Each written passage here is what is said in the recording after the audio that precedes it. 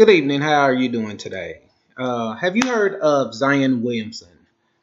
People are calling him, or they were calling him, the next LeBron. He was about 6'7", about 285 pounds. He was a freshman forward basketball player for the Duke University Blue Devils. He impressed us all year long with just his combination of his size and his strength and power, his amazing leaping abilities. My goodness, this guy could jump. I they coined the phrase "jump out the gym," jump out of the gym, and watching this guy play, you almost thought that he could leap over anything. It's like Superman leaping over buildings and bounds. Every time he dunked the basketball, at least me personally, thought he was going to do what Shaquille O'Neal did back years ago and break the whole basketball goal, not just the backboard alone, being that it was glass, but break the whole basketball goal. I sometimes thought that was his intentions and that he was actually trying to do that.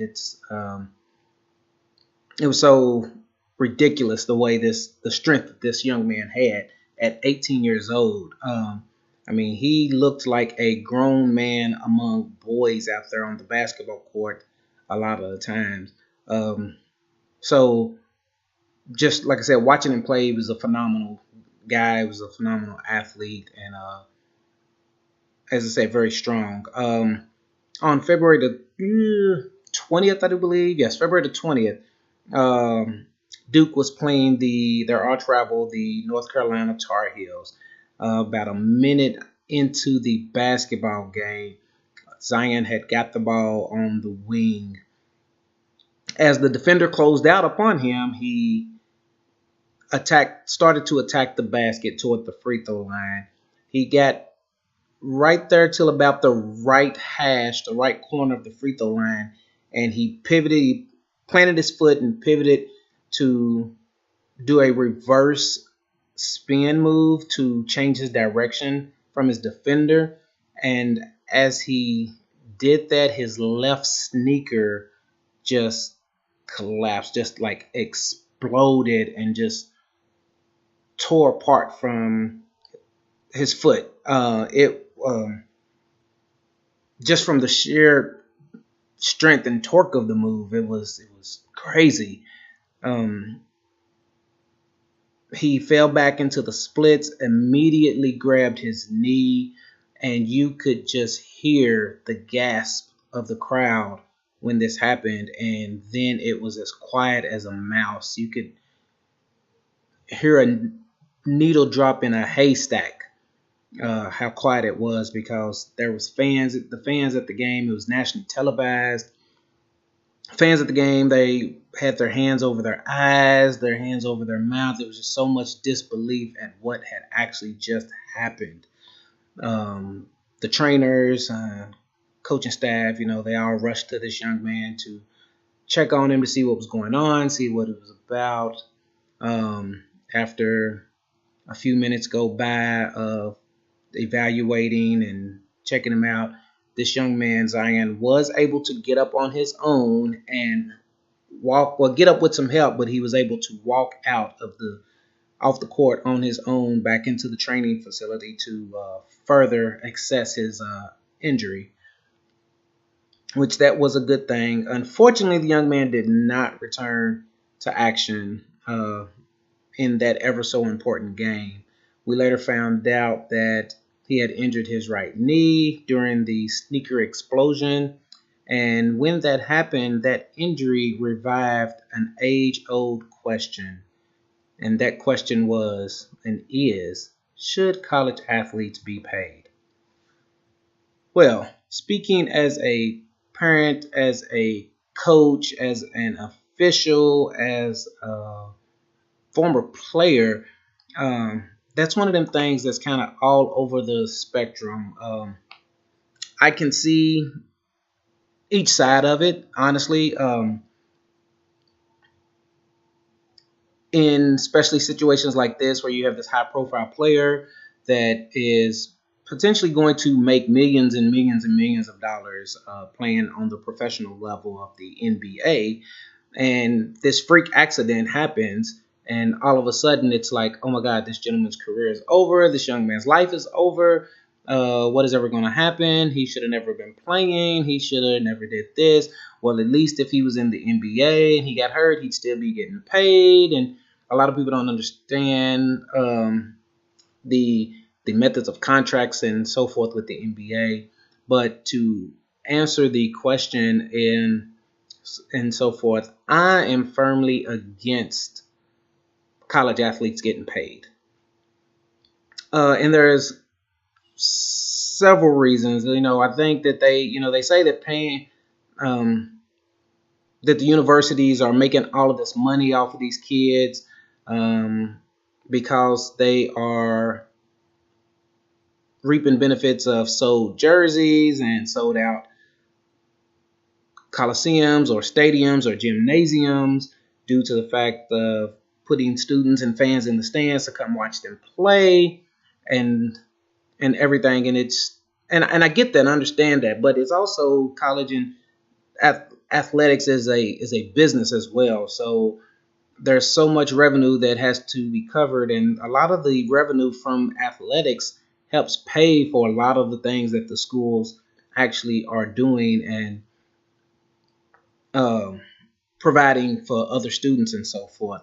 So like I said, I'm firmly against. At one point I was like, yeah, I think they should get paid. But then the more I thought about it, and like I said, taking it from a coaching perspective of things, a player's perspective, just a parent's perspective, college is not cheap. The university is paying for their scholarship. So just depending on the school that you're going to, that amount could range anywhere from $13,000 a year or a semester to the big colleges like Duke and UK and North Carolina, to where they are $40,000 and $50,000 a semester or a year and so forth. So it could be just phenomenal what they pay. But they also pay their insurance. So in situations like Zion's where he gets hurt, he doesn't have to worry about these doctor bills coming and getting them or having to pay them off because the school is paying for that. They do give stipends as far as food allowances. And I do think that they could probably add a little more to that because a lot of these kids are growing kids and they are eating. So the little food allotment that you give them is pennies actually to the way some of these kids can eat. Teenagers can eat really, really well. I know that they say you would think that paying student athletes, it might sound like it's a fair way to treat the students who are generating all of this money and this attention for the college that they're playing for. Not to mention the television networks that are broadcasting the games, the money that they're getting from that, and the sponsorships from these shoe companies and everything, the money that's coming in from that. So it's a lot of revenue that is being poured into the schools off of these student athletes and everything. But also this revenue has helped pay these bills and these lights and so forth as well. But paying athletes would just hurt the whole main spectrum of things because it's going to distort the economics of college sports. To me, I feel it would hurt the broader community of student athletes. Universities, the fans, the alumni, it's just a handful of things that, could go wrong with paying student athletes. You have big sports programs that would pay for these high dollar players like a Zion Williamson, and all these other colleges would get caught in like bidding for players and so forth. But the reasons they shouldn't get paid to begin with, there's only a certain amount of colleges, I want to say maybe 15 to 20, that make enough money to even pay the college athletes. And then you have to understand why, or think why or how could you even the board out from a University of Kentucky or Duke University or North Carolina University to a Eastern Kentucky or Transylvania school or a Lipscomb or Northern Kentucky, these schools that don't bring in this huge amount of money and all. But then you also have to worry about Title IX for the women, because the women are going to want to be paid just as well. There are great women out there that can play the game just as well as the boys, but just on the women's side. So where would that be spectrum be drawn at to even all that out? You have some schools that don't even make enough money, even with their sports programs, to pay these college athletes. So there would be no fairness across the board with that, because the schools just simply don't make enough money and don't generate enough revenue from the sports to even make these payments out there. So if the NCAA decided to implement a new guideline that spoke on providing players with a monetary compensation, it would eliminate a lot of these colleges out there. So that's one reason that I feel that they shouldn't do that. Also, like I said, Title IX, now you have to worry about paying the men and the women. So a lot of people don't understand that Title IX is a law that's been placed into effect that women are granted equal educational and athletic opportunities than that the men get, and so forth. So now, like I said, you got to look at it across the board. It's got to be on both sides. Finally, I would say that the ethics of it. How do you determine what you're going to pay a college athlete? But not only that, you have 15 players on your team for the most part, anywhere from 12 to 15 players on your team, on a college team. And that's just basketball. We talk about football, you have anywhere from 50 to 60 players on a team. Volleyball has about 15 to 20 players on the team. Baseball has about 20 players on the team. I'm not for sure about lacrosse or swimming or any of these other sports, but there's a lot of players that's on this team. So how do you determine who gets paid what? Would it be a standard for everybody? So everybody's going to get so much money, or are the better players going to get more than the lesser players? Like you look at a UK who recruits a lot of one and dones. So they're bringing a lot of freshmen in here that are very, very good players. And you have a couple of kids on the team that's been there for 2 or 3 years, and they're getting paid, and I'm just throwing a number out here, $1,000, but you bring this freshman in here that's going to only be here from 1 year, and you're going to pay him $3,000? That's not fair to the person that's been there for 3 years and so forth. So I don't feel that that would be a good, beneficial matter of things, because as a team, you want everybody to feel a part of the team. Yes, I know it's not a fair assessment of things, and when it comes to playing time, everybody doesn't get the same amount of playing time. So, of course, everybody don't get the same amount of money. But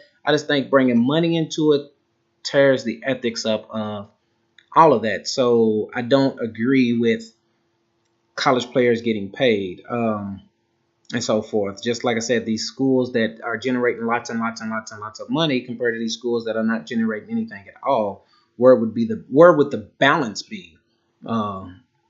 Ethically for it all. Like I said, I know who's going to UK can't get paid. Northern Kentucky players can't get paid the same as UK players or Duke players or North Carolina players or Texas El Paso or UCLA or, like I said, Lipscomb or Spalding or Berea or any of these other schools. So ethically, it just is not a good idea to pay these college students. Now, I do agree that, like I said, they should get more stipend money as far as food, but you're already paying for their scholarship, you're already paying for their insurance, you're already paying for their books, you're already paying, they get free travel, they get all this free gear that they're getting from these sponsors, and that's those that even have that equipment sponsorship. There's schools that don't even have that. So, or it's not as exuberant as the bigger schools are, but most schools are sponsored. So that's just my take on college athletes and getting paid. It's just across the board, it doesn't make sense. It's no way to balance it out to ethically make it a good thing or a right thing to do in regards of paying college athletes. You have, like I said, a Texas school that makes $125 million compared to the University of Louisville, who probably pulls in $83 million. Where, like I said, the difference in the money there. Then you have the programs that are winning that are getting a little more than that, and so forth. It just shouldn't work. I strongly disagree with college athletes getting paid. Overall, like I said, I believe that they shouldn't be paid. The NCAA does bring in millions and millions of dollars for the schools. Most of it is from football and basketball. Again, but they bring in that money for the school, which means the money that they make is distributed throughout the school alone. So it's not meant to be for the athletes to get paid with it.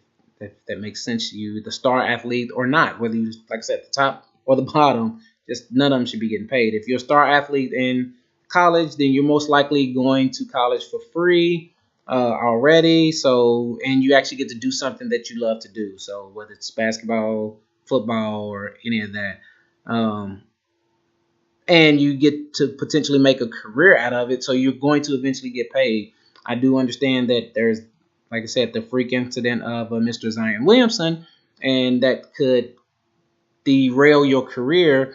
But at the same time, you've got this degree in your hand that will help you get a career and bring and earn income to support yourself and your family anyway. Now, you just have the difference of you going to go make millions by playing, or you're going to make 100,000 by having a great degree or strong degree and getting a good corporate job somewhere, or starting your own business. Either way it is. So that's my take. I just don't believe that college athletes get paid. There's just too many things across the board that don't make sense when it comes to that.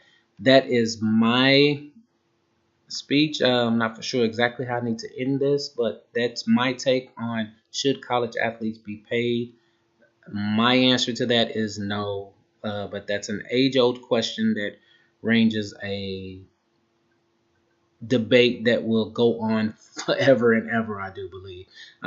Hopefully the NCAA keeps it in mind that it's just not ethically going to be the best thing to do. So thank you for your time, your attention. Again, my name is Anthony Page. This is for my business and communication organization class. I hope you enjoyed this speech and you have a great evening.